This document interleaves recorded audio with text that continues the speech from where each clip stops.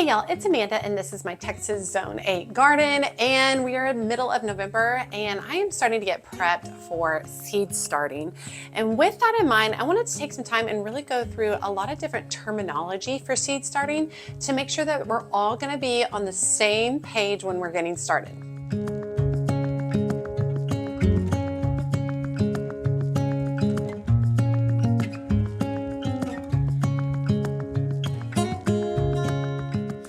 Okay, so I have been seed starting for 8-9 years potentially, and I learn every year. I learn something new on seed starting every year.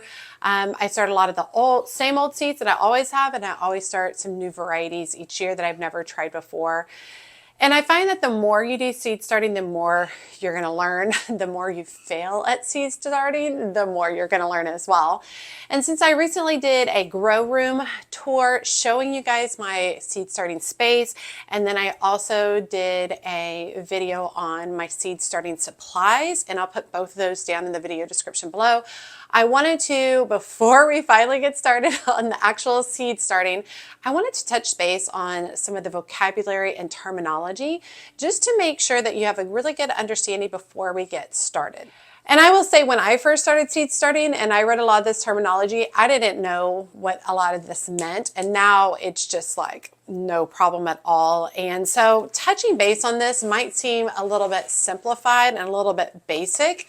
But I do find that my channel has a lot of people, a lot of variety of gardeners. I have gardeners who've been, gardening for 30, 40 years. I have master gardeners. I have beginner gardeners. I have container gardeners. I have people who only grow vegetables, people who only grow flowers, people who grow in the desert, people who grow in very cold locations. I have a wide variety of people watching the channel.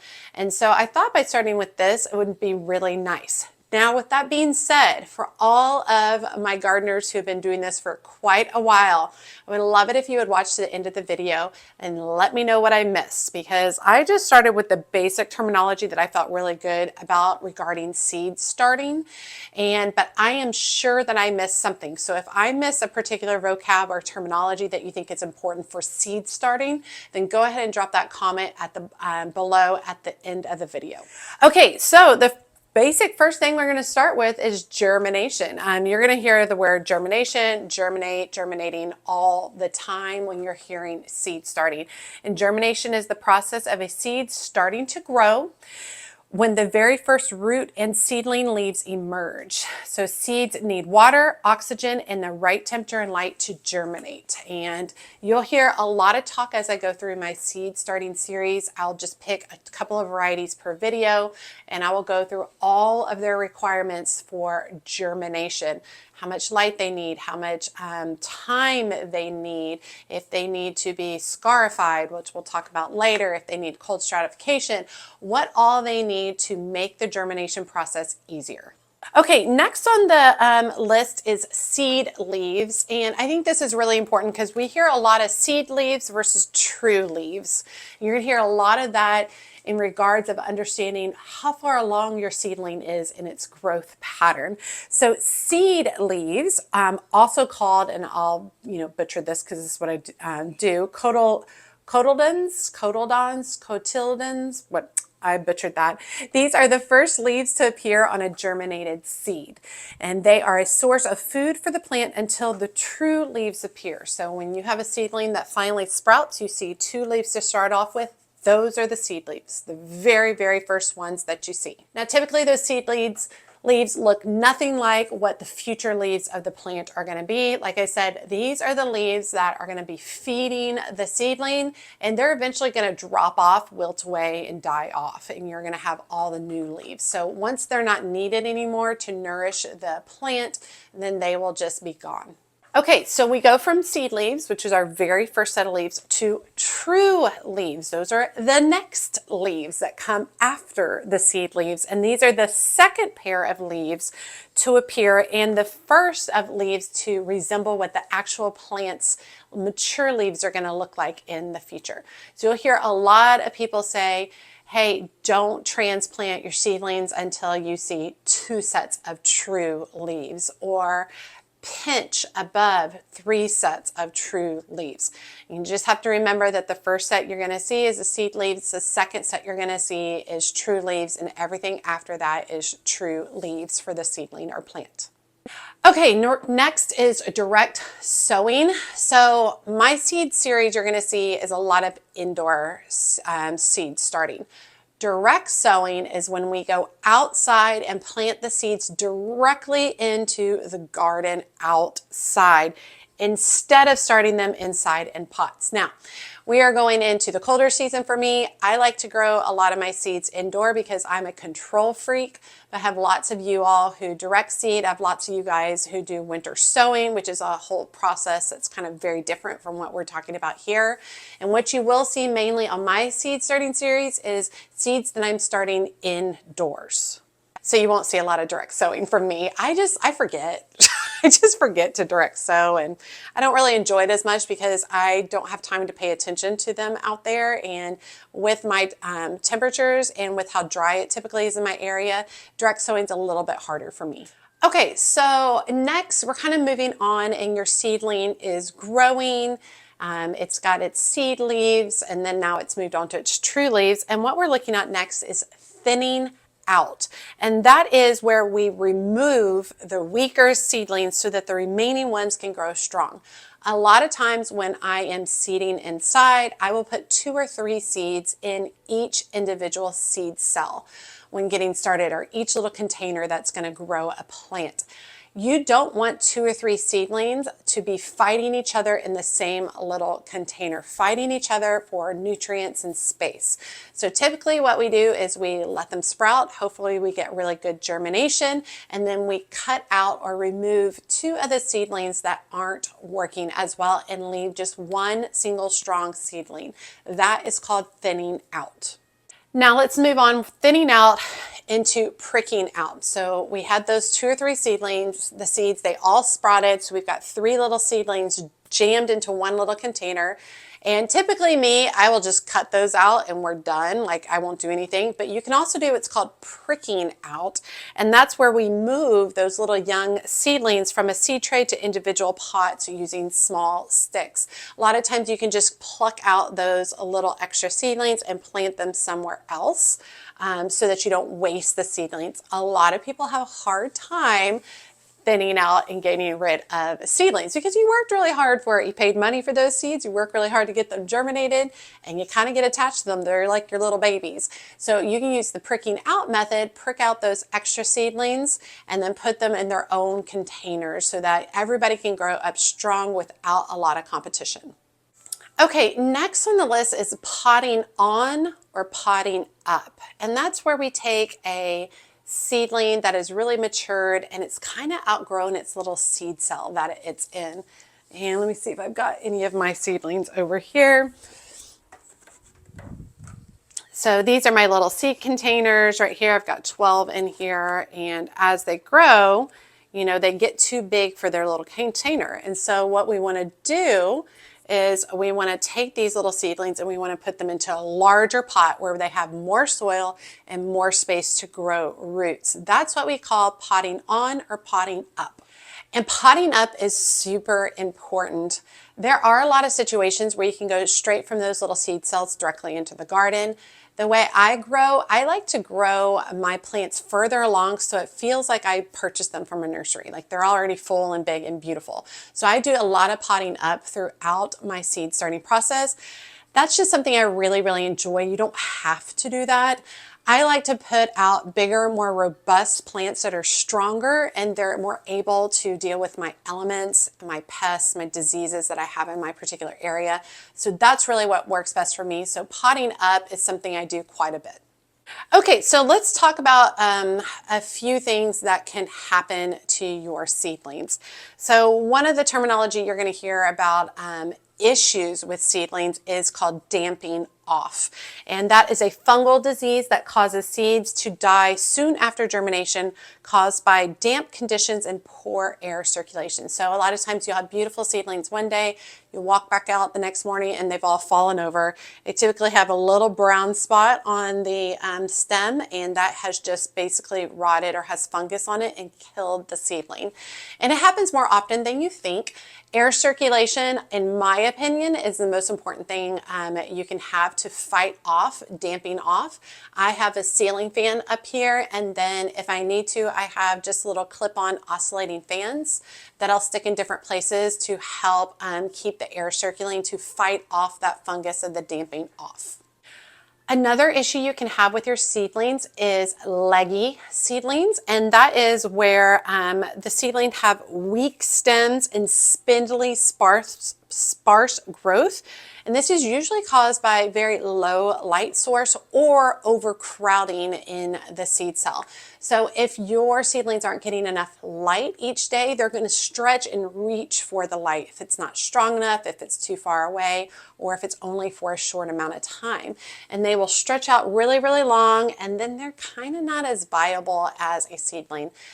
They don't typically do as well when you're going outside. The plant is kind of stretched out and odd to start off with.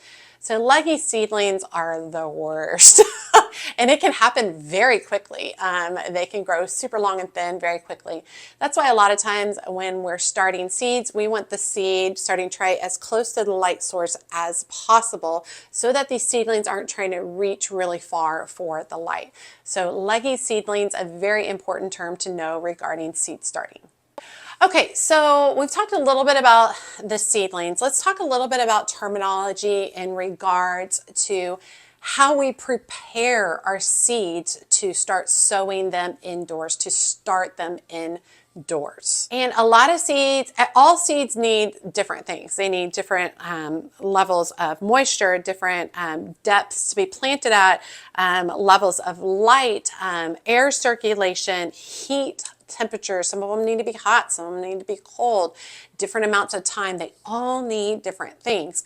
And that is part of the process for seed starting, is really researching and learning about each of your seeds. Now, it's very easy to just go and read a packet and think that you know everything that you need to know on the packet. I highly suggest you push yourself a little bit of a step forward, further. Go online, read a couple of things, watch a video, then get your seedlings or seeds started. Very important to know the process.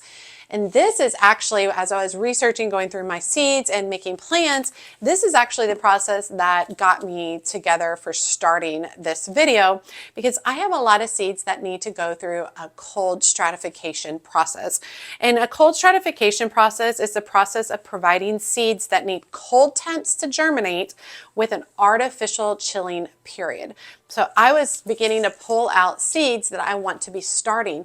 A lot of these seeds need 30 to 60 days in cool temps. So in my refrigerator, not my freezer, in my refrigerator, and they need to be cooled during that time for a higher germination rate. Now, there's a lot of back and forth about cold stratification. Do the seeds need to be moist? Do they need to be dry? There's a lot of back and forth. For me, for cold stratification, unless it specifically says that the seed needs to be moist while it's being stratified in the refrigerator, I don't make it moist unless that is what it says it requires. There's a lot of them that can just be stored in the refrigerator. It just needs, you know, an amount of time inside the refrigerator for 30, 60 days. Moist stratification, if you're putting a seed in for moist stratification for 60 days and you're going to have it wet in there, it's definitely going to sprout, which is fine. You might want that, but also that's a long time. So not every single seed needs to be moist. So definitely do your research on each individual seed, seeing what works best for you. Now, with that being said, you're not always going to have to follow every single direction. I cheat all the time and I try different things to see if it'll work, and sometimes it works and sometimes it doesn't. Sometimes I'll skip cold stratification and I'll have great success. Other times I will go ahead and skip the cold stratification, and then I'll have extremely poor germination. So you can kind of play around with these to see what works best for you. Quite frequently, I'll start a seed, I'll get low germination rates, and somebody will be like, hey, if you do cold stratification on this, it'll work way better, even though I couldn't find any research on that on Google at all. So just something they have processed, but that's what really got me going is I started putting together a pile of seeds that need to go into the refrigerator now so that I can get them started in the new year. It was all very wordy, but that was my brain process for actually doing this video to help people understand some of the terminology and to begin preparing. So for my people who are going to be starting seeds with me, go ahead and go through your seeds, figure out ones which need cold stratification, and go ahead and get that process started for yourself instead of figuring it out in, a couple of months that, oh crud, I needed to put these in for 30 days first. Okay, another process of dealing with the seed prior to sowing it is scarification, and that's the process of breaking through the seed coat by scratching, nicking, chipping, or notching it to allow water to penetrate. And I don't have to do that very often. I quite frequently have to do that for nasturtiums, sweet peas, gourds, loofahs, larger seeds that have much harder coating on the outside. And typically I will use sandpaper or I will use some nail clippers to clip or chip the edge of the seed coat. And that allows the water to get in and allows the seedling to get going quicker. It also cuts down on the amount of rot. If you have a hard-coated seed, and it's going to take forever to germinate, there's a higher chance of disease and rotting with that seed, as opposed to doing the scarification on it, opening up that seed coating, allow that water in, and giving it a better chance to germinate quicker. Okay, next on my list is hardening off, and that is way further down the line.